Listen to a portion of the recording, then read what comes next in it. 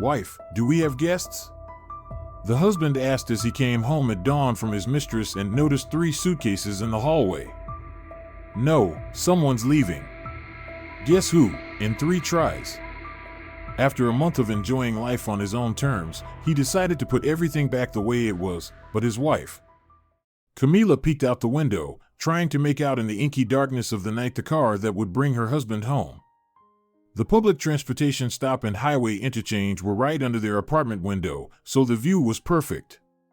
But unfortunately, countless buses, minibuses, colectivos came and went, taxis and private cars parked here and there, but Diego's car wasn't among them.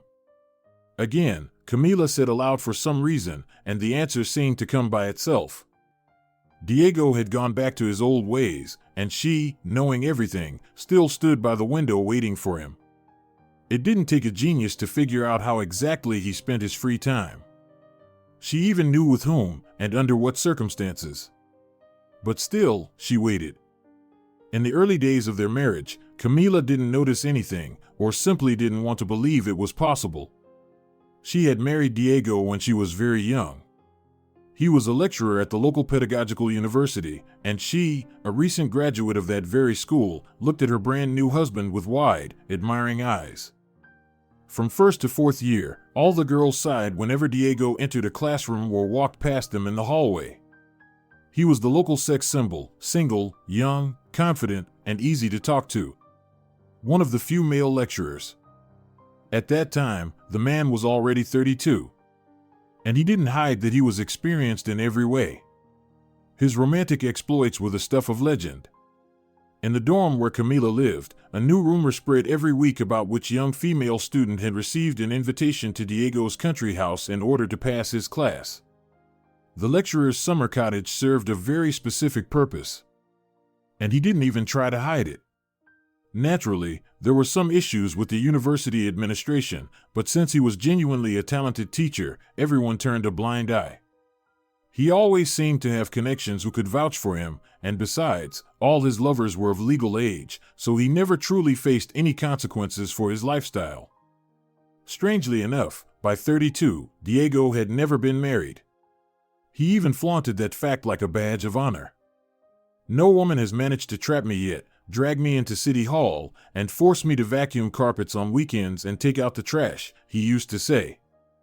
Could a modest girl from a small provincial town really hope she would be the one to change the lifestyle of this pedigreed alpha male? Camila wasn't an overachiever, that's just how it was. Her school performance was average, but she had a striking and memorable appearance. Camila dreamed of studying acting at a university in the capital.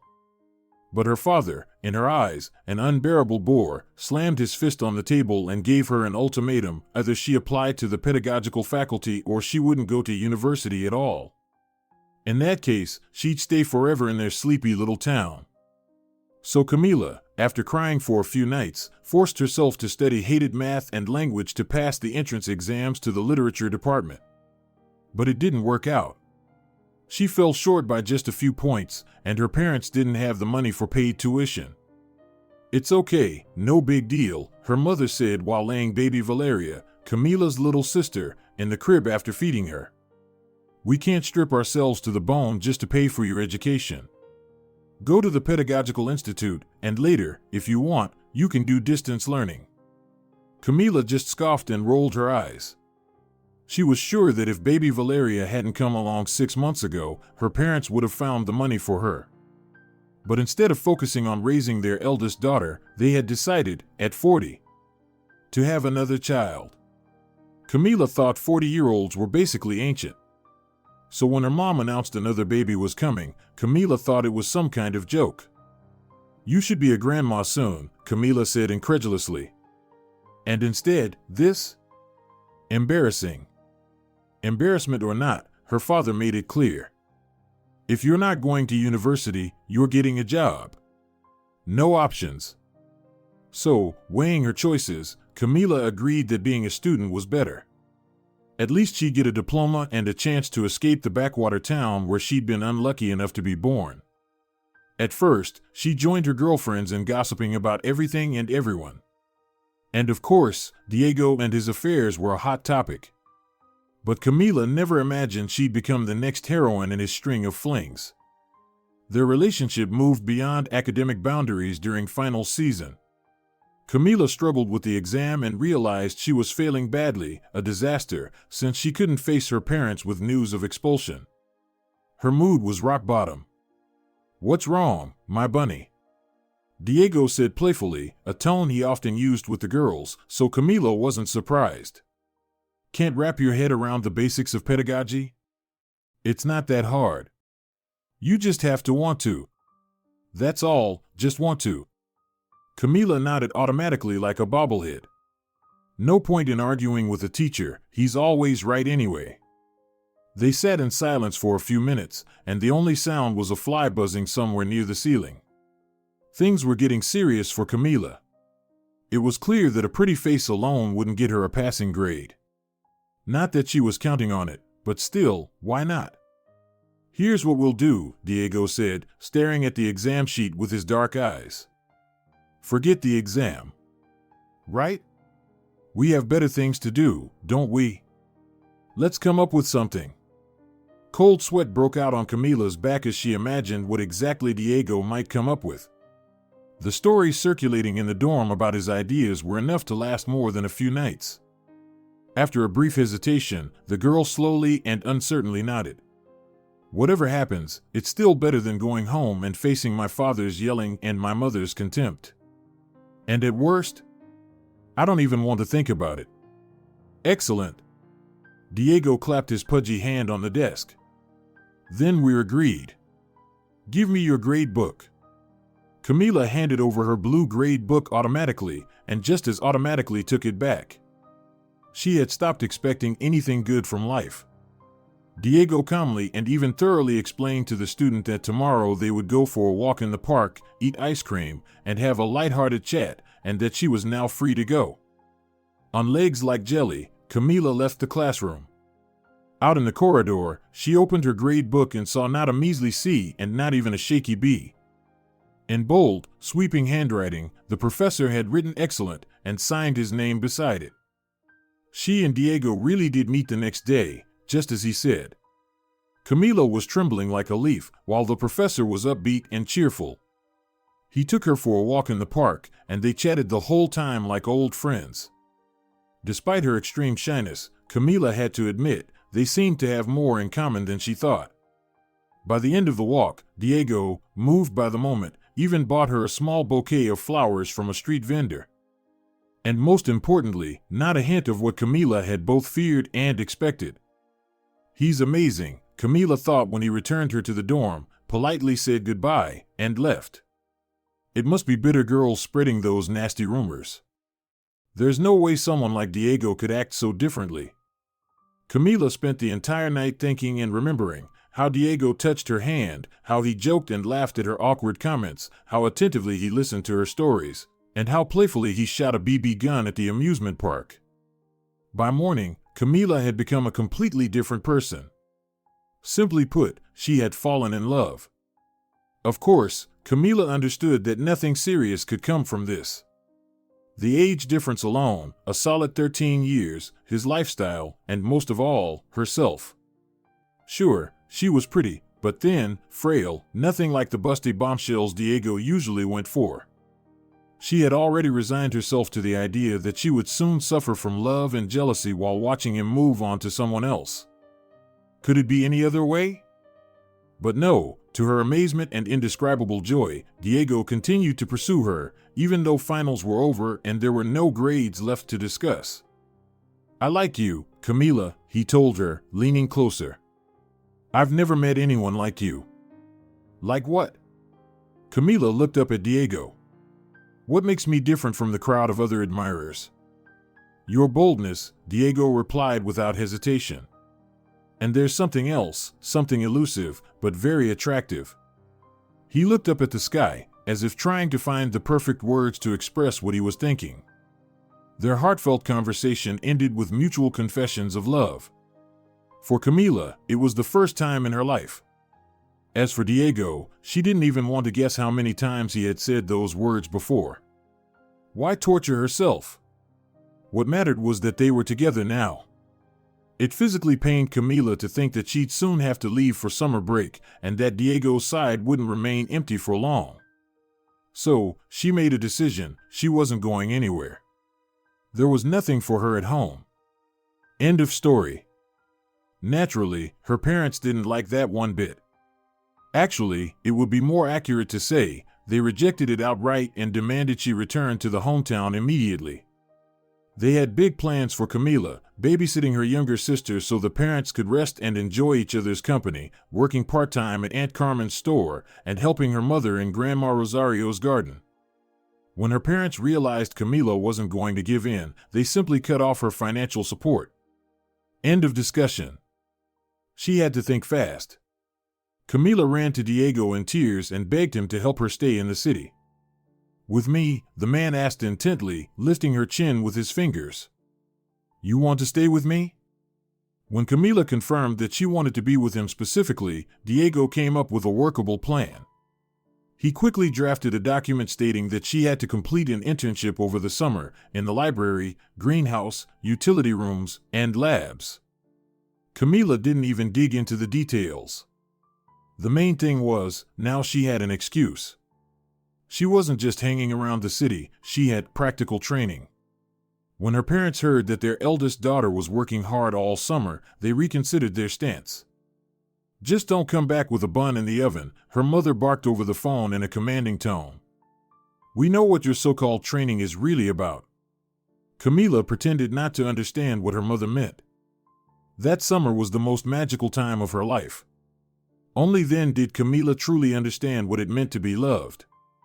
Later, when she looked back on those events, she was sure Diego had truly fallen in love with her that summer, when they finally had the chance to talk endlessly, meet almost every day, walk through the streets in the rain wrapped in each other's arms, or run through the park hand in hand. The age difference felt non-existent. To Camila, it seemed like she was with a playful, youthful peer. Diego knew tons of cool spots where they'd picnic, and he insisted that his beloved broaden her cultural horizons. That summer, Camila visited loads of museums, art galleries, and even went to the theater several times. "My future wife should be an educated woman with a wide worldview," Diego once said offhandedly, and Camila's heart skipped a beat. Could it be? Does Diego see her as his future wife? Her, just a simple girl from a small town? But then Camila calmed herself down, convincing herself she was jumping to conclusions. After all, he hadn't proposed. He had merely stated a general idea. But her feelings for him were so intense that she practically lost her head the moment she saw or heard him. Only with Diego did Camila truly feel alive, breathe, and cherish every single day. When September came, Camila felt a wave of sadness. The girls returned to the dorm, and Camila overheard the latest gossip. They say Diego has someone steady now. Apparently, he's been seen several times with the same girl. Can you believe it? Has our Diego really aged that much over one summer? The girls laughed, but for Camila, it felt like a knife twisting in her heart. She and Diego hadn't exactly hidden their relationship, but the thinly veiled disdain in the girls' voices made it clear they believed the romance wouldn't last. Someone new would come along soon, and Diego would be off walking in the park with her. That very evening, Camila shared these fears with her beloved. But, to her surprise, Diego didn't laugh. Instead, he hugged her tightly and said with unexpected tenderness, "Then there's only one thing to do. We'll have to get married, won't we?" "Married?" Camila stared at him in disbelief. "Us? Who else? Do you see anyone else here?" Diego returned to his signature irony. "Of course us, you and me, silly. I love you. I believe you're my destiny. So why not? Everything will be fine, don't be afraid." Needless to say, the moment the dorm girls found out who the mysterious lady was, the one boldly walking arm in arm with their professor, they declared a full-blown boycott. But Camila was so happy that she didn't even notice such trivial things. Since she had enrolled at university after 12th grade and her course lasted just 2 years, by the following spring, the marriage application was submitted to City Hall. And shortly after receiving her diploma, Diego and Camila officially became husband and wife. Camila's parents welcomed their new son-in-law warmly, but reminded their daughter that they had no financial means to support her. She needed to hold on tight to Diego and forget about any idea of returning to their little hometown. "Now you've got an education," her mother said practically, "so go make something of it." At first, the newlyweds moved in with Diego's mother into her 2-bedroom apartment. Camila wasn't thrilled about the arrangement, but she understood well that it was in her best interest to be on good terms, very good terms, with Esperanza. The woman had a strong influence on her son, and Camila wanted to win her over. And in fact, she did wonderfully. Esperanza appreciated the quiet, well-mannered young bride her rowdy Diego had brought home. He used to date such wild women, it was scary to even look at them, Esperanza once confessed to Camila during a heart-to-heart in the kitchen. "So you're a perfect match for my Diego. At least you don't drink yourself senseless." Camila warmly thanked her mother-in-law for the compliment, although it was certainly a backhanded one.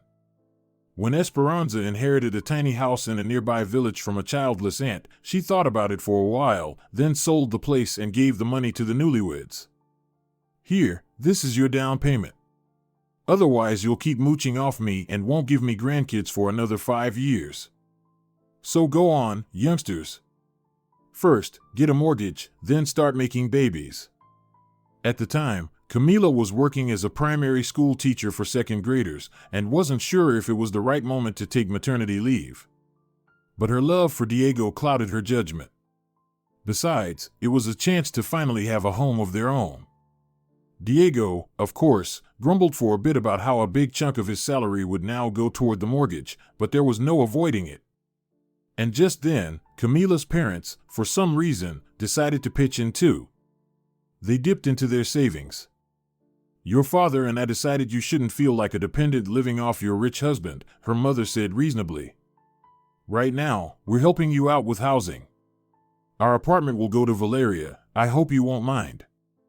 Camila thanked her parents from the bottom of her heart.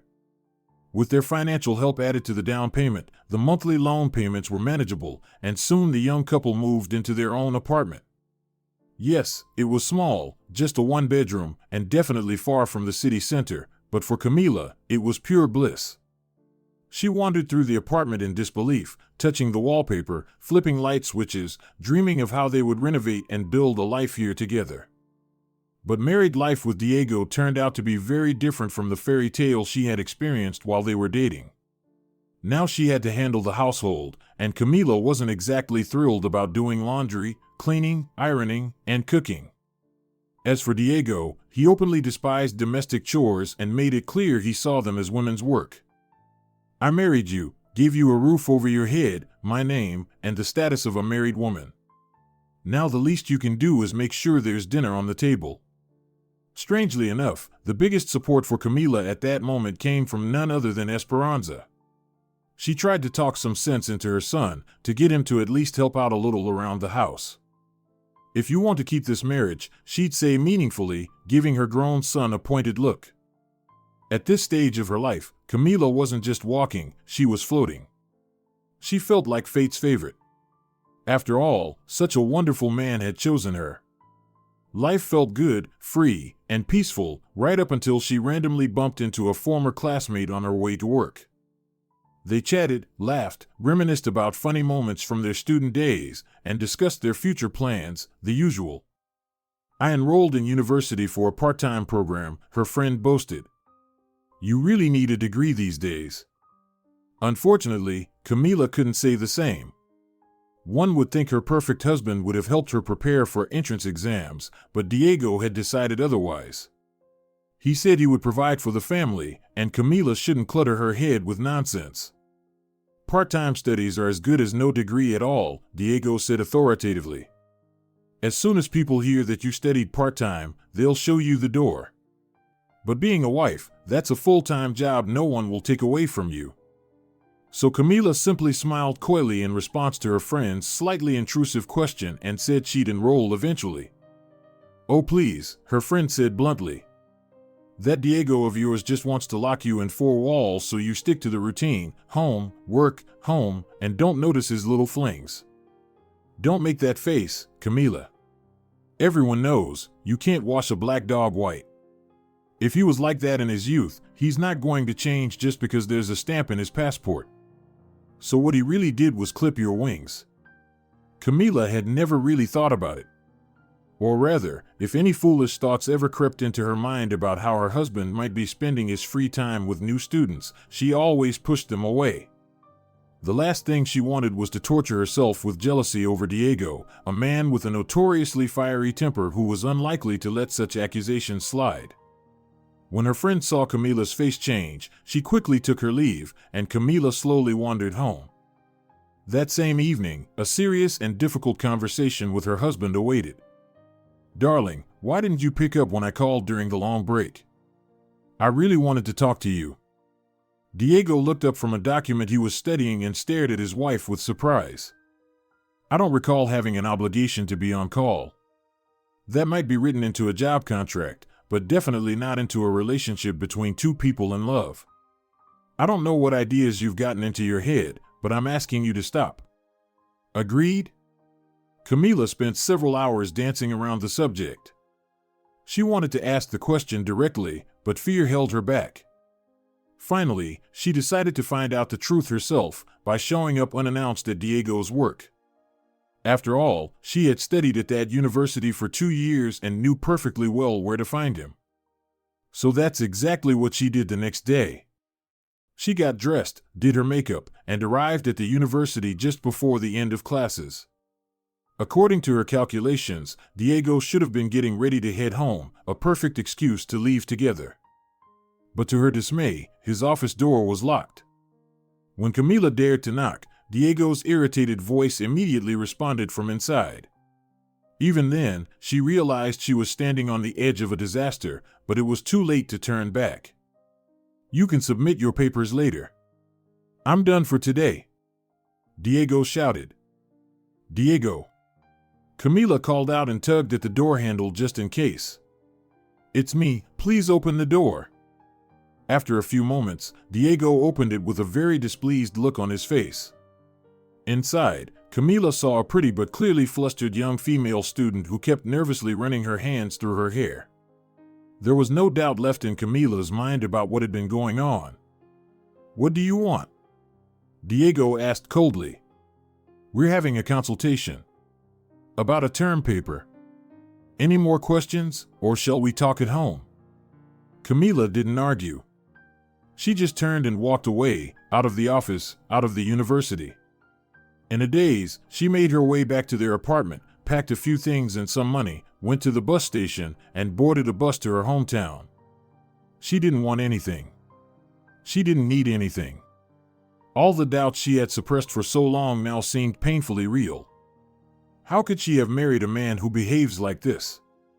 But during their courtship, Diego hadn't been like that at all. Her parents weren't exactly thrilled to see Camila at their doorstep, but they still gave her shelter. Her father, however, didn't waste time reminding her she didn't belong there. "I don't know what happened in your family, but running away is not a solution. And let me remind you, we gave you money for that down payment. So don't even think about leaving Diego without getting your share of what you two have already paid off. No matter what happened between you, you have a legal right to half. So rest a couple of days, then get back to the city and sort it out. We're not millionaires to be handing out money like that." He wasn't wrong, but that didn't make Camila feel any better. Diego tried calling her several times, but Camila eventually blocked his number. Then he started calling from unknown numbers, so she just turned her phone off completely. 2 days later, days she spent in a fog, Diego showed up at her parents' house. But they didn't manage to have a proper conversation. Camila refused to even look at him. "I trusted you," she sobbed, clutching her chest. "I didn't think you were like this. I knew, of course, about your past, but I believed that once you found me, all that was behind you. And what did I see? How could you do this to me, Diego?" She expected anything but the response he gave. "Listen, I'm sorry, really. I didn't mean for it to happen like this, he began to explain. I mean, I know exactly what I'm doing, but I didn't think you'd actually leave me. You thought I'd just put up with it. Camila shouted so loudly that passers-by on the street turned to look. Diego, please leave. I don't want anything more to do with you. Diego left. But 2 days later, he came back again. In front of the whole street, he dropped to his knees and held out a bouquet of flowers. Camila hesitated for a moment, unsure whether to take the flowers or not. Then she turned around, walked back into the house, and slammed the gate shut behind her, making her feelings crystal clear. The next few days were like a nightmare. Camila missed him. And she had to go back to work soon. Summer break was almost over. When Diego's car appeared at the end of the street again, Camila was surprised to feel happy. And when she saw Esperanza, his mother, step out of the car, she was genuinely encouraged. She hoped the woman would talk some sense into Diego, and maybe, just maybe, things could still be fixed. And, in fact, that's exactly what happened. Esperanza, casting venomous glances at her son the entire time, calmly promised her daughter-in-law that she would conduct some serious educational work with Diego going forward. Please come back to him, Camila, she asked gently, dignified but firm. Remember, I told you you were the best match for my son? I still believe that. Between you and me, Diego won't survive without you. He just doesn't know it yet. With a heavy sigh, Camila finally accepted her husband's apology. Diego swore up and down that nothing would ever lead him astray again, and that Camila was welcome to drop by his office anytime, no warning needed. No more affairs, he declared, even waving his arms for emphasis. No more reasons for doubt, I promise. Everything will be transparent. You'll know I'm only yours. Camila, please forgive me. To her parents' great relief, they were growing tired of hosting their daughter. Camila returned to the city with Diego and Esperanza. And life slipped back into its familiar rhythm. Home, work. Work, home. Her beloved husband. Diego kept his word. Camila truly had no reason to suspect him of anything anymore. After some hesitation, he even gave her his blessing to apply to university, and went a step further by putting in a good word to ensure she was accepted. Camila enrolled that same summer, completed her studies smoothly, and during her 5th year, gave birth to their child. Their long-awaited daughter, Sophia, was an absolute dream. She slept a lot, cooed sweetly, and stayed peacefully with Grandma Esperanza while her mother ran around finishing her degree. Camila had nothing bad to say about her husband. True, Diego still wasn't rushing to do housework or take on much with the baby, but he no longer gave any cause for concern. In time, he even changed jobs, joining a private company that presented itself as a private school.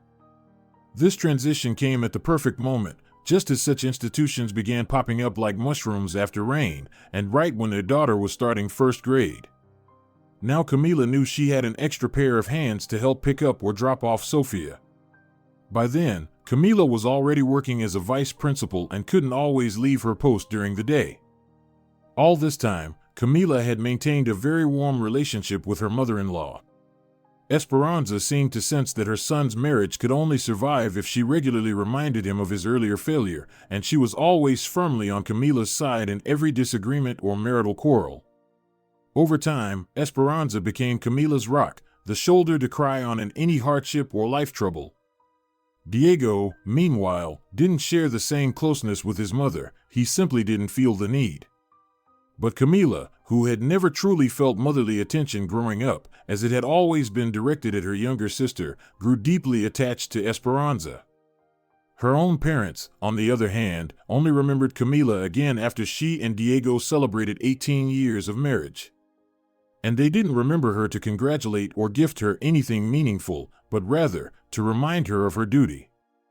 By the way, her mother, aged, though still well-groomed, said reproachfully, "You have a younger sister, and you don't even show interest in Valeria's life." Any other older sister would have already made sure Valeria was getting into a decent university. With such a wonderful husband, I imagine that wouldn't be hard for you. I can't influence Valeria's admission, Camila replied over and over. I'm just a vice principal at a regular district school. I don't have any university connections. But your husband does, her mother snapped back. Let Diego remember how much we did for him, and let him make an effort to help his sister-in-law a little. What exactly her parents had done for Diego remained hanging in the air. One day, Camila couldn't hold back anymore and finally told her parents everything she had kept bottled up, that the small sum they had once contributed toward the down payment on a mortgage, which had long since been paid off, didn't mean she and Diego were now their debt slaves, obligated to fulfill all their wishes. At one point, Camila even told Diego what her parents were expecting, that they wanted help with Valeria's future. Diego just shrugged.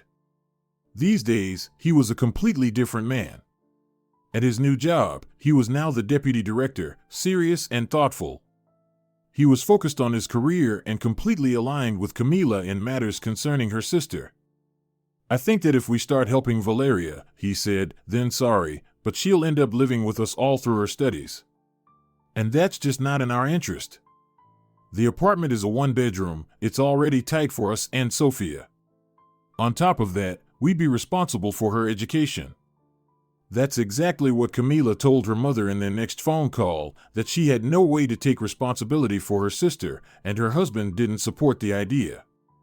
You people in the city are spoiled rotten, her mother hissed through her teeth. If your father and I had known you'd forget about us so completely, we wouldn't have given you that money. I'll pay back every last cent. Just please, stop involving me. It hurt Camila deeply that she had essentially become a cast-off in her parents' eyes. Oh, don't worry, we won't bother you again, her mother snapped. But really, who else is going to care about you at your age if not your family? You're nearly 40. If your man kicks you out of that apartment you two bought together, where will you go, suitcase in hand, with your daughter? Sophia's already growing up. You'll both end up couch surfing in some student dorm, and you'll spend your life worrying she'll fall in with addicts and drunks. I truly hope that happens to you, Camila. Because that's the kind of life you're leaving me with. Either way, we're sending Valeria off to study, but I'll never have peace knowing my daughter is alone in the big city, completely unsupervised. I studied here all alone too once, Camila said quietly, but her mother had already hung up. Camila stared at herself in the mirror, unable to believe what she saw or what she felt. Her own mother had just mocked her for her age. She'd actually said, "You're almost 40. But is 40 even considered old these days? Camila turned this way and that. No, she was still stunning. Maybe not a supermodel, but definitely not some old lady with a headscarf and cane. In fact, it even made her laugh to recall how she had once been shocked that her parents decided to have another child at nearly the same age she was now. Maybe she and Diego should give Sophia a younger brother or sister. Why not? They had the means. They'd just have to move to a bigger place. No big deal. They were certainly not old yet, far from it. And in some ways, her mother had a point. Sophia would soon be leaving the nest, and life with Diego might feel empty and dull. No, she definitely needed to talk to him. Why not have a second child? Her relationship with Diego had become stable and peaceful. Maybe he really had learned his lesson after that whole thing with the young student years ago. Or maybe Esperanza, in secret, had never stopped whispering to her wayward son the one undeniable truth: life is 100 times better in a good marriage. Camila smiled to herself and made a mental note: this week, no matter what, she'd find time to stop by Esperanza's for tea. It had been too long since they sat together, chatting heart to heart. And so, even as she pondered the twists of fate, Camila went on with her everyday life, running to work, keeping an eye on her teenage daughter's studies, helping Diego with his affairs in the evenings. Her husband, by then, was preparing for yet another promotion and was even considering bringing Camila in to work with him at the private school. "How much are you even earning there?" "Pennies." Diego scoffed. "At our institution, you have the chance to work only with top-tier students. Just imagine, well-equipped labs, bright classrooms, sane parents, and their well-mannered children. But I love my students, Camila replied gently. My own, just the way they are. Troubled, well-behaved, obedient, or total troublemakers, I've grown attached to them. Diego snorted, completely baffled as to how someone could become emotionally attached to an ordinary district school and its equally ordinary students. But the life of this once young couple changed drastically and irreversibly one day in late June when someone rang the doorbell. Camila, expecting a delivery, opened the door without hesitation. But instead of a courier, she found her younger sister standing there, with a suitcase. Valeria? Camila repeated in shock. What are you doing here? Mom didn't say anything about you coming to visit. Oh, so now I need an appointment to see you? Valeria clearly wasn't in the mood for pleasantries. Mom and Dad said they also gave money for this apartment, so I have a right to stay here for a while. Her sister's logic was flimsy at best, but what could Camila do? She stepped aside, led Valeria into the hallway, and invited her to the table. Soon after, Camila got a call from her mother, not to apologize, but to lodge further complaints. Apparently, the eldest daughter owed them quite a lot, and not just in monetary terms. We raised you, fed you, clothed you, helped you make something of yourself, got you married off well, her mother began listing her accomplishments. Now it's time for you to repay that debt. In her usual passive-aggressive tone, Camila's mother made it clear Valeria would be living with her older sister as long as necessary, and a dorm was out of the question. Mom, Diego might not agree to this, Camila protested, panicking. We have a one-bedroom apartment, and our daughter is a teenager. We just don't have the space for Valeria. That's not my problem, her mother snapped. I helped pay for that apartment, remember? Or do you want to start a fight with us now, Camila? Don't forget, apart from us, you have no one. Just because you married well doesn't mean you can turn your back on family. Anything can happen in life. Camila had always caved under her mother's pressure, she'd been raised that way. So it was no surprise that, very soon, little sister was already sitting in the kitchen with a bowl of jam, munching on the pancakes Camila had fried, while Camila silently wondered how she would explain Valeria's presence to her husband. To say that Diego was displeased would be an understatement.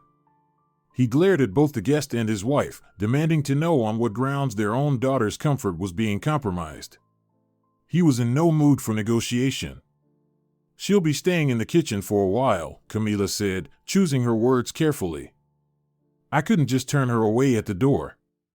And why not? Diego asked sharply. Let me remind you, this apartment belongs to us. Your mother, for all her shouting about debts, isn't a co-owner. So your Valeria can head off anywhere she likes, a dorm, or straight to hell for all I care. You have no idea how much I agree with you, but I just can't. Camila's arms dropped helplessly, and she burst into tears. This conversation happened late at night, with Sophia already asleep in her bed, and Valeria deliberately tossing and turning noisily on the folding cot the couple had set up in the kitchen. Camila had no doubt that as soon as her sister told their parents she was sleeping in the kitchen, another scandal would erupt. But she couldn't ignore Diego's concerns either. Valeria stayed in their kitchen for 2 weeks and left with a huge scene. Their parents, appalled at the inhumane conditions their precious daughter was living in, made the effort to visit their ungrateful eldest, only to unleash a verbal storm. Even Diego got caught in the crossfire as he tried to defend his wife and explain that they simply couldn't accommodate guests. But Camila's parents held firm. They promised they'd spend whatever it took to rent a separate apartment for Valeria and would no longer give their granddaughter any gifts on holidays. She didn't deserve them. Better this, Diego sighed after the door slammed shut behind the departing relatives, than letting your Valeria settle in here forever. You have no idea how right you are. Camila leaned into her husband, quietly grateful that the two of them shared such a deep understanding. What would she do without that? But that period of relative peace came to an end that autumn, when it turned out that although Valeria had gotten into university, she apparently wasn't capable of actually studying. The moment she got a bad grade or skipped a few classes, she would rush to Camila and demand that Diego step in. If Diego wanted to, he'd find the right people, Valeria whined. Do you even realize how much money our parents are spending on my tuition and rent? And because you and Diego are too lazy to help, it's all going down the drain? I didn't think you were this dumb, Camila. She said it so naturally that Camila was honestly taken aback. Valeria's nerve. And again, Camila found herself dragged into an unpleasant conversation with her parents.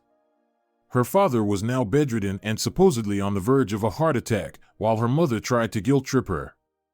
You mean to tell me you won't even ask your husband for one small favor? Valeria isn't a stranger, she's your own flesh and blood.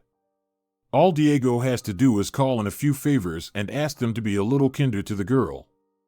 It's not her fault. We paid a lot for this, she's on a paid contract. Camila just snorted bitterly. Of course, she thought. There'd been no money for her education, but for the favored daughter, they'd found plenty. In the end, Diego had no choice but to step in, because Valeria was just one step away from getting expelled. This better be the first and last time, Diego said sternly as he walked out of the dean's office and shot a cold glance at Camila's sister. Don't forget that. I won't help again. I understand, Diego. Valeria looked like the picture of remorse. She lowered her eyes and didn't lift them until Diego had walked past her toward the stairs. Only then did she glance up, watching him leave with a long, heavy gaze. From that point on, Valeria began showing up at the couple's apartment a few times each semester, at least when Camila was present. But if she knew her sister would be at work, she made sure to show up much more often. She always found a reason to drop by and insisted that Diego involve himself in her life.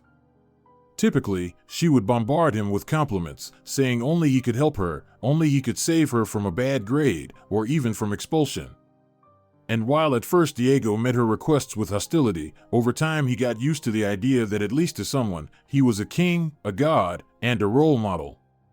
One day, mustering all her courage, Valeria batted her big blue eyes and asked Diego for a different kind of favor. Could you come to my apartment if you have time? I broke the faucet in my rental, and I don't know what to do. The landlady's coming in 2 days to collect rent and inspect everything. Maybe you could help? Diego didn't resist long. He simply looked Valeria over attentively and nodded. With the keen instincts of a predator, he sensed an opportunity for quick prey. Yes, he remembered very well what happened last time, how Camila had reacted. But now Diego was sure he could keep this fling under wraps. Valeria trembled like a leaf around him, and if she ever started talking, he could always say she hated him and was trying to get back at him out of spite. The very next day, after work, Diego went to Valeria's place and didn't leave for several hours. Camila wasn't home yet, so there was no need to lie. The thrill of getting away with it intoxicated him. 50 isn't old, Diego thought. He still had it in him to prove just how capable he was. Camila had no idea. She assumed Diego's frequent absences were tied to new responsibilities at the private school. Granted, he no longer invited her to work with him, but Camila wasn't upset about it.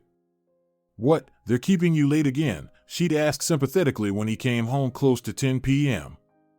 You can't let them walk all over you like that. Diego acted like butter wouldn't melt in his mouth. He had no interest in giving Camila any reason to be suspicious, so he explained his long hours as part of the new position's demands, and a generous paycheck that was just a couple months away. We're implementing a robotics program, he'd mutter dryly. I'm in charge of launching it, so obviously the workload is heavy. And Camila believed him. She was raising their teenage daughter, dreaming about weekend trips with Diego and Sofia to the countryside or maybe the amusement park. And she believed. She couldn't even imagine doubting him, not Diego, who had proven his loyalty to the family for so many years. But the truth, as it often does, came out suddenly and painfully. Camila got sick and stayed home. Sofia went off to school, Diego left early for work, and Camila, burning with a fever, lay in bed wondering whether to call a doctor or head to the clinic herself. She needed an official medical note for her job. After thinking it over, she decided that 37.8 degrees Celsius 100 degrees Fahrenheit wasn't that high, and it was better to go see the local doctor in person than wait all day in bed. The neighborhood clinic was big and modern, but there were always lines. Students from the local university had been using it too, ever since their student clinic closed for renovations. Naturally, plenty of them were eager to snag a sick note and skip classes. Camila braced herself for a wait. But to her surprise, the stars aligned, and within 30 minutes, she was leaving the doctor's office with a sick note in one hand and a prescription in the other. Now she could head home in peace. But just as she retrieved her coat from the cloakroom and prepared to leave, a familiar voice stopped her cold. "I'm telling you, he'll do whatever I say. He'll buy me anything I point at with my little finger." There was no mistaking Valeria's whiny tone. You know how men over 50 are. Just to have a young lover, they'll bend over backwards. "You think you're the only one he's got?" another female voice asked skeptically.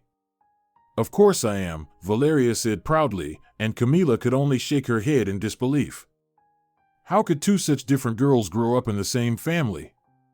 Sure, there was a big age gap, but still, she had never expected such shamelessness from Valeria. Thank God Sophia wasn't like that.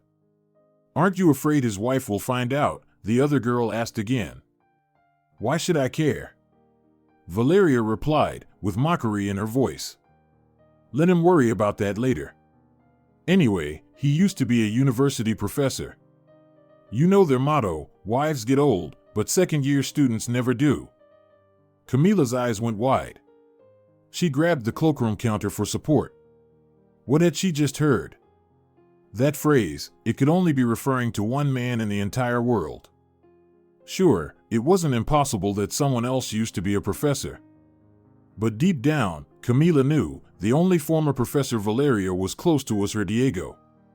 The students skipped off down the hallway, chatting excitedly about how getting a chest x-ray during class time meant they could skip lectures without consequences. Camila, however, could barely move, paralyzed by what she had just heard. When she finally returned home, everything felt alien. How could Diego do this to her? Why? He had sworn it would never happen again. During his lunch break, Diego called to ask how his wife was feeling, but Camila didn't want to talk to him. She cited a sore throat and hung up, choking back tears. Now, anything connected to Diego caused her pain. Camila knew exactly what she ought to do about her husband, but she just couldn't bring herself to say the words, that she knew everything. She spent several long, agonizing days side by side with the man she now hated, and yet couldn't find the strength to throw him out. Luckily, it coincided with her illness, and Diego had no reason to suspect the true cause of her coldness. Meanwhile, Valeria had no intention of missing her chance to marry well, to a wealthy man from the city. Secretly, she'd always envied Camila. Probably since childhood. Even though their parents had doted on their youngest daughter and raised Valeria to believe she was the center of the universe, Valeria had started to understand a few hard truths. For one, she knew her looks were quite average, a button nose, small eyes, thin hair, faint brows, and lashes. She'd fixed what she could with makeup, but she was well aware that her only real asset was youth. She was still a student, and she had a unique opportunity to secure her future. Unfortunately, boys her age went after flashier girls, so Valeria gave it some thought and concluded that Diego was the perfect candidate. She'd often heard her parents talk about how he cared for his family, looked after Camila and Sophia. She'd push Camila aside. Sophia was already a teenager, soon she'd fly the nest. And Diego would still have the city apartment, a one-bedroom, no less. Camila didn't even legally own a centimeter of it. Diego's name was on it, and the money their parents had given for the down payment, well, they'd gladly reallocate that to their younger daughter. Everything would fall into place, she and Diego would become a happy little family.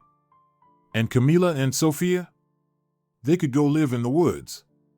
Everyone fends for themselves in this life, and you have to fight for your own happiness. But what Valeria couldn't stand most of all was the fact that her older sister was still living peacefully, unaware of anything. She remembered how their parents once told her that Camila had tamed Diego years ago when he used to stray. So Valeria devised a clever plan. She would make sure Camila found out everything and walked out on her own. That way, they'd keep the apartment and avoid the mess of forcing Camila out. She couldn't bring herself to ask Diego directly to come clean and kick his wife out. So she decided to act indirectly. On one of his visits, she persuaded Diego to drink. "A couple glasses of wine won't hurt you," she purred, and then another, and another, until the man, who always got sleepy from alcohol, passed out curled up on the couch in the rented flat. Valeria watched the changing green digits on the large digital clock with satisfaction. If Diego spent the night away from home, Camila definitely wouldn't ignore it. She'd start calling, asking where he was. That would force her hand. She'd have no choice but to slam the door and walk out. Across the city, Camila stared sadly out the window. Traffic had slowed to a trickle, and night had fully taken over.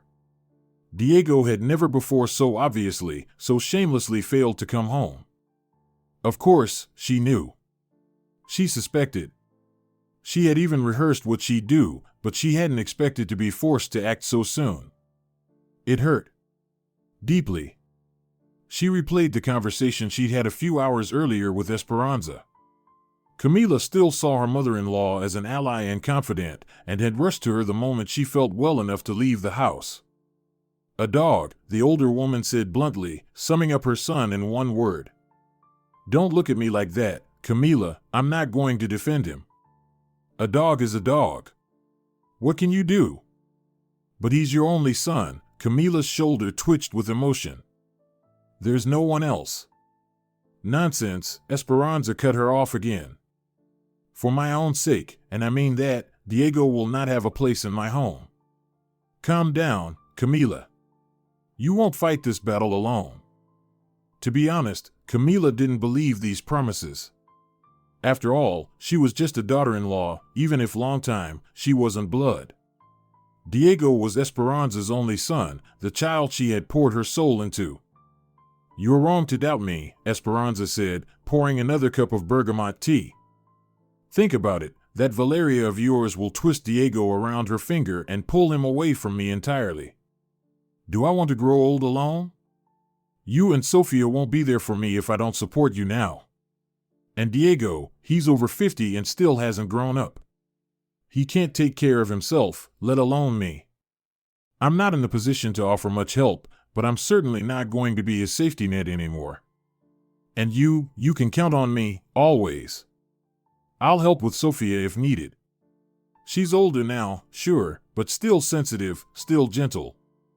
At their impromptu women's council, it was decided that Sofia would spend the night at her grandmother's, and Camila could already see how perfectly timed that was.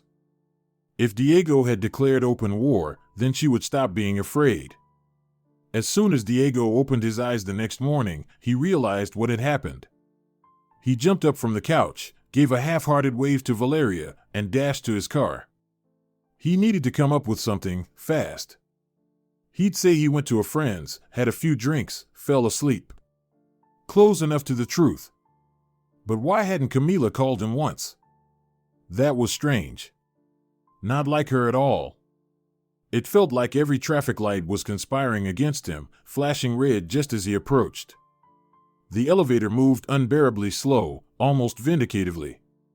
And when he finally opened the apartment door, ready to launch into a long, flowery apology, his eyes landed on a stack of packed suitcases in the corner. "Do we have guests?" Diego asked with exaggerated enthusiasm. "Well then, as good hosts, we'll welcome them with open arms." Camila walked out of the bedroom. She was calm, deadly calm, and this was the last reaction Diego expected from her. "No," she said with a slight smile. "You're the one leaving, darling." She refused to discuss her reasons. She simply advised him to ask Valeria. What hit Diego hardest was realizing that his wife knew everything. He didn't dare argue. He could see the look on Camila's face. With the air of a wronged saint and muttering that she'd come crawling back to him someday, he grabbed his suitcases and hauled them down to the car. Diego planned to stay at his mother's for a while, then figure out his next move. But that plan didn't last a single minute. Esperanza kicked him out right at the doorstep. "I'm too old for this soap opera," she said. "Don't come wrecking my nerves and driving me to a heart attack. I'm happy to see my son if he's a family man, not some Casanova hopping from bed to bed. And your daughter's here too. She doesn't need to see what kind of father she's got. That's it, Diego. Out. Don't ruin my mood." Completely stunned, Diego had no choice but to return to the rental apartment where Valeria was staying. He sat in the car, then on a bench outside, waiting for his lover to return from her classes. Deep down, the young student was thrilled. She had finally managed to pry Diego away from his family. Now he was hers. So what if there was a massive age gap? She wasn't planning to pickle him in a jar. Soon, they'd kick Camila out of the apartment and move in. All her friends back in her hometown would die of envy. But reality turned out to be very different. In fact, it was the exact opposite of Valeria's naive fantasies. Diego couldn't get over the fact that, after all those years of marriage, his wife had kicked him out, and even his own mother hadn't taken his side. And when it came to dividing property, Esperanza gave Diego a very clear warning. "If you even mention money or the apartment to Camila," she said coldly, "I'll immediately write my will and leave my 2-bedroom place to Camila and Sofia. But I'm your son." Diego couldn't believe his ears. "You're a disappointing son," she said with a mournful shake of the head. "You're the kind of son who won't even bring me a glass of water in my old age, let alone take care of me. So I'll be counting on Camila and Sofia. I'm leaving my property to them." Valeria couldn't accept the fact that they were still living in a rented apartment, and her parents were the ones paying the rent. Diego, meanwhile, had a dawning realization. He was far from 30, had no property, and in case of disaster, he'd be little more than a homeless man. And so, always a little stingy by nature, Diego was overtaken by a full-blown wave of miserliness. Instead of treating his mistress to restaurants or buying her high-end phones like she'd imagined, Diego started hoarding every spare penny. "I'll at least buy myself a studio," he grumbled. "If every woman's going to abandon me, I'll need a place to grow old alone." Valeria was not pleased. She started nagging Diego constantly, and even tried faking a pregnancy by buying a positive test from a classmate. Diego barely glanced at the strip with 2 lines and said flatly, "All you'll ever get from me is a small amount of child support. Not a cent more." "Why small?" Valeria was taken aback. "Because I'll quit the private school," Diego said coolly, "and go work at a public one. I'll tutor on the side, off the books. That way, you'll get peanuts, and I'll survive just fine. You won't squeeze a dime out of me. Got it?" And Valeria got it. The dream of riding triumphantly back to her hometown, showing off a ring, and bragging to her friends that her rich husband spoiled her silly, that was all over. In fact, Valeria realized she was in danger of losing Diego entirely. She didn't love him, of course not. How could she love a man with such a massive age gap? In her young, curly-haired head, it didn't even compute. As a means to an end, he was ideal. But her heart? It stayed silent. For now, unsure of what to do with her life, she decided it was better to stay quiet and not provoke Diego, who had begun more and more openly blaming her for all his misfortunes. Meanwhile, Camila was working like crazy to recover from the emotional wreckage Diego had left behind. Thankfully, her mother-in-law offered her a solid shoulder to lean on. Whenever Camila tried to thank Esperanza for her support, the older woman would just smile and gently pat her on the shoulder. "Don't worry, dear. I'm just looking out for myself. You girls, you won't leave this old lady behind. But Diego? I expect nothing from him anymore. If not this girl, some other one would have pulled the same stunt. So we're even, Camila." And slowly, Camila's life found balance again. She and her daughter still lived in the same 1-bedroom apartment she had once bought with Diego, but they changed the locks, just in case. Diego will show up again, no doubt, Esperanza grumbled. As soon as they kick him out, he'll be back. So stay strong. And Camila agreed with every word of this wonderfully blunt, sharp-witted woman. She too knew that Valeria's love wouldn't last, and that Diego would come crawling back eventually. But what Camila didn't anticipate, and could never have predicted, was her parents' reaction. Apparently, Valeria never told them the details of her relationship. She'd simply said she was living with a man. So her mother, in perfect ignorance, called Camila and scolded her. What a selfish girl you are. Not only did you abandon your little sister's education, now you won't help her with anything? Valeria's barely getting by, pinching pennies. She didn't find herself a very generous man. And you don't even lift a finger. If you landed yourself such a rich husband, you should be helping your family, her mother declared shamelessly. Tell Diego we gave money toward that apartment on the understanding that your family would not turn its back on us. Otherwise, what kind of relatives are you? Camila couldn't help but laugh as she explained to her mother just who exactly her precious younger daughter was now living with. You can tell Diego yourself, she concluded coldly. Call Valeria, ask her to hand him the phone. So now you're squeezing every penny out of Diego, her mother snapped. We're the ones paying rent on the apartment he shares with Valeria. Stop bleeding him dry. He only owes you child support for Sofia, and that's it. You're a disgrace. Goodbye, Mom. Camila hung up and blocked the number. In hindsight, she thought, I should have done that a long time ago. Diego showed up at the apartment door a month after Camila had kicked him out, acting as if nothing had happened. He had clearly made an effort for the visit, wanting to leave the best possible impression on his ex-wife. He looked surprisingly youthful and well-dressed. Come on, things happen in life, he said casually, squeezing into the apartment even though Camila hadn't invited him in. We've been together for so many years. You could say we've been through thick and thin. And now you're trying to pick a fight over nothing? I'm not picking a fight. I just don't want to have anything to do with you, Camila said, nodding toward the door. And I'm running late, so move. I have a right to see my daughter, Diego said, lifting his chin in an attempt to appear bold and uncompromising.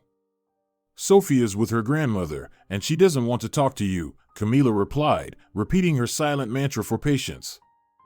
Diego realized he was about to be thrown out. But I don't want to leave, he groaned in desperation. You have to understand, it was just a moment of insanity. Your sister got me drunk. Yes, she did it on purpose so I wouldn't leave. She set everything up. I even think you two planned it together to get my half of the apartment. Camila looked at her ex-husband like he'd lost his mind. You think all this drama was worth it over half of a one-bedroom flat? Don't flatter yourself, Diego. Now get out, or I'll close the door myself. Or should I use other methods? Well, what are you standing there for? Diego didn't want to accept the situation. Even though Camila repeatedly pointed him toward the door, he kept coming back, demanding to see his now-grown daughter. But Sofia was not the timid type. She told her father exactly what she thought of people who jumped into other people's beds and broke their promises. It's all your fault, Diego raged, packing his things to leave Valeria. If it weren't for you, I'd still have my family. You planned this whole thing. Look who's talking, Valeria snapped back, disappointed in all her high hopes and dreams. You were just waiting, like some old dog, to pounce on the nearest girl. I just happened to be nearby, and the prettiest. Have you looked in a mirror lately? Diego sneered before slamming the door to the rented apartment. No one would want you even in a famine, not for a sack of potatoes. Don't flatter yourself. But yeah, you're right about one thing, you were just there. And so, the couple broke up, to mutual dissatisfaction, and neither managed to return to the life they had just months earlier. Valeria kept living in the rental and continued her studies with mixed results. She barely made it to her third year, but failed her winter exams and was expelled. Around the same time, their father had a heart attack. At his age, all that work took its toll. Now there was no money neither to negotiate with professors, nor to pay for another semester. As usual, their mother listened to Valeria's whining on the phone and tried to call Camila to resolve the issue, only to discover, to her shock, that her daughter's number no longer worked. Calls from other numbers didn't go through either. "You'll regret this," she muttered bitterly to herself. She was convinced Camila was still hurting, suffering from Diego and Valeria's betrayal, and saw nothing wrong in asking her to help her sister now. What did it matter what had happened in the past? Their father needed money for treatment, Valeria needed support, and she herself was no spring chicken. Grown children are supposed to help their parents, period. Camila only had one daughter, who was now practically an adult. Let her get a summer job, a little extra money in the family wouldn't hurt. Meanwhile, the suffering relatives were barely scraping by. But try as she might, the mother couldn't reestablish contact with Camila. Eventually, after swallowing her pride, she called her former son-in-law. To her surprise, Diego told her the apartment had been sold, with his permission, and Camila had moved away without leaving a forwarding address or new number. "I got my share of the money, and I have no further claims," Diego mumbled before ending the call. He didn't admit the truth, that Camila had simply received a promotion. She had been offered a position as a school principal in another district. After thinking it through, and consulting Esperanza and Sofia, she decided it was time to sell the apartment, take her share of the money, and buy something new. Esperanza offered to gift her savings to her granddaughter, on the condition that Sofia's name be on the new property deed. "You see how life is," Esperanza sighed. "A woman should always have a backup plan. Sofia will get married someday, have a baby, and who knows what life will bring. I'll never save enough for a whole apartment on my own, but if we combine our money, you two could buy a very nice 2-bedroom. "Perfect," Camila beamed. "Let's give Diego his share so he doesn't come whining later or throw it in Sofia's face. We'll have enough. Maybe not for something fancy, but it'll be ours. You know, Esperanza, I'm just tired of feeling like I owe anyone anything. I've had my fill of debts in this life." "Too true," the older woman nodded. And so, Camila and Sofia got a new home. Diego wasn't welcome there and knew nothing of the details. His mother only told him that his daughter now had her own square meters. Diego used his share of the money to buy a tiny room. His professional popularity was long gone, with younger specialists quickly replacing him. He worried he wouldn't even be able to repay a loan for a 1-bedroom place, so a room in a 2-bedroom flat was all he could manage. And even that, he was grateful for. As time passed, Camila looked around and realized that, aside from her first love, the world was full of decent men. Besides, her criteria for choosing a partner had changed. They weren't what they'd been 20 years ago. Sofia was independent, preparing to enter university, and her mother's personal life was no longer anyone's obstacle. Despite her busy schedule as a school director, Camila still made time for herself, and even found a suitor who matched her energy and values. So no one was surprised when she was soon seen at the municipal office again. "I don't even know, Esperanza," she said, a little flustered, sitting at her former mother-in-law's kitchen table. "He's a decent man, kind, looks good. But still, I'm not sure. What would you advise me to do?"